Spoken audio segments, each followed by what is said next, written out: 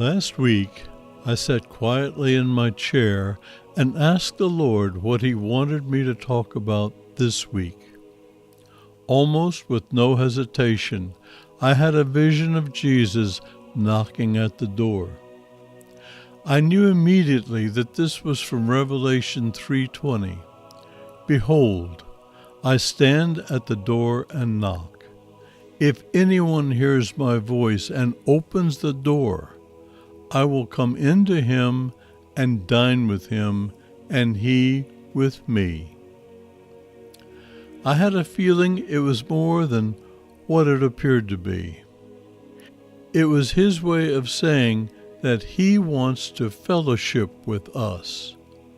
This is something that I have wanted with Him for a long time, but I have not been as successful as I would like to be. Imagine sitting in your favorite chair, eyes closed, in silence, waiting for the Lord of the universe to communicate with you. A snapshot comes to mind, or perhaps a vision, an odd thought not from your own mind. You have heard from God. This is how He communicates. This method of hearing from Him is called waiting on the Lord. There are very few verses in the Bible about this. Very few Christians wait on the Lord. Sometimes God ambushes me with a short vision or a few words. He has to ambush me because I have difficulty shutting down. Lately, I have been teaching myself to put everything out of my mind. No thoughts, no ideas, nothing. For me, it is surprisingly difficult to do. This is where sleep sneaks in and overtakes me. Occasionally, I do get what the prophets call a word from God. Now, in the winter of my life, all of my ambitions are behind me except one. I want to learn to wait on God. If you learn to wait on God, you will hear from Him. I want to interrupt for a moment by asking you to hit the like button and share this video. If you have not subscribed, please do so. These things just take seconds, and it will cause YouTube to expand my listener base. Thank you. Now, on with the video. Mark Virkler was a Baptist minister for 11 years. He had been told by his denomination that God no longer speaks to us today. That ceased when the last of the apostles died. That's what they believe. Mark didn't know why he believed differently. He just knew that God speaks to His people.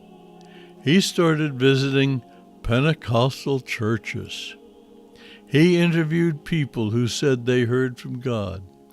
How does He communicate, he asked. One day, a thought came to him that he should take a year off to pursue his desire to hear from God.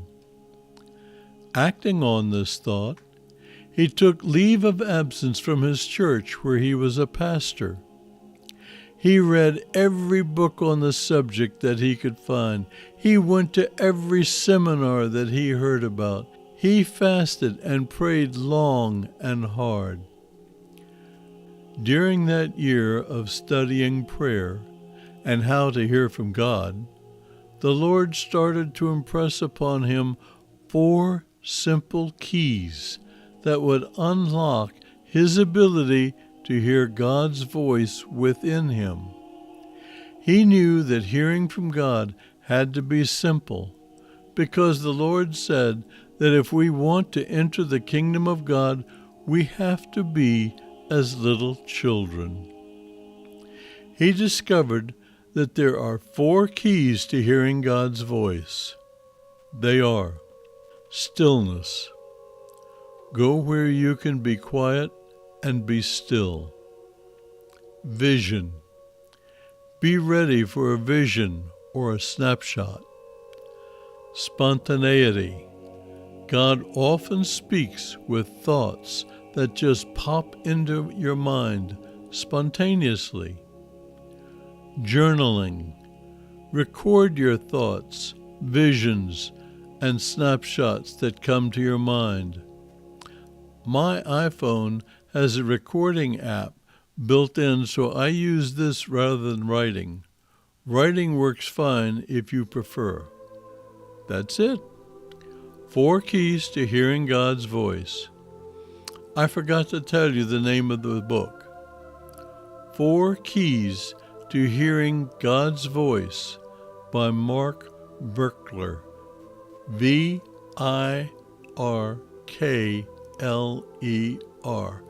That's Victor like in Victor. It is available from Amazon. Jesus wants so much for us to pursue him for fellowship. Why? 2 reasons, actually. First, in Genesis, God walked with Adam and Eve in the cool of the day. As they walked, God shared with them the things he wanted them to do. He showed them the beautiful flowers and encouraged them to observe their beauty and told them to enjoy their wonderful fragrances. They had so much to talk about. That is why God created mankind. He wanted to be friends with us. Can you imagine? Sounds strange, doesn't it? Another reason he wants to fellowship with us is because we are entering into the beginning of the tribulation. I'm convinced of that. It is going to be worse as it progresses.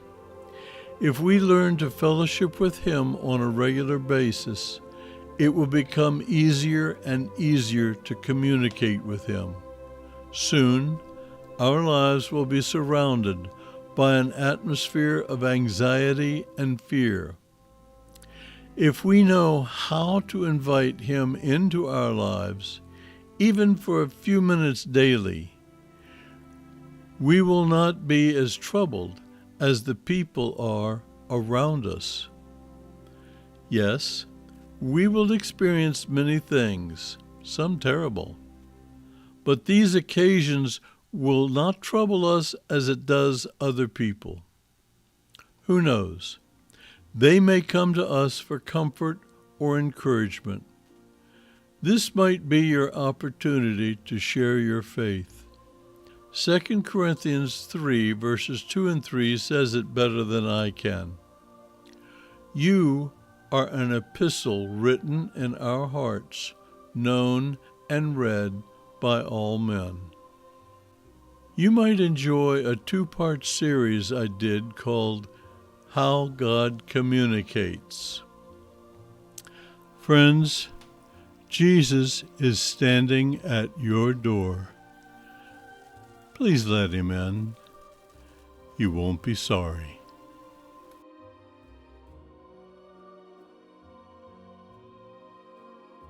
I hope that this video has been a blessing for you. I hope that you enjoy peace, prosperity, and good health, even as your soul prospers.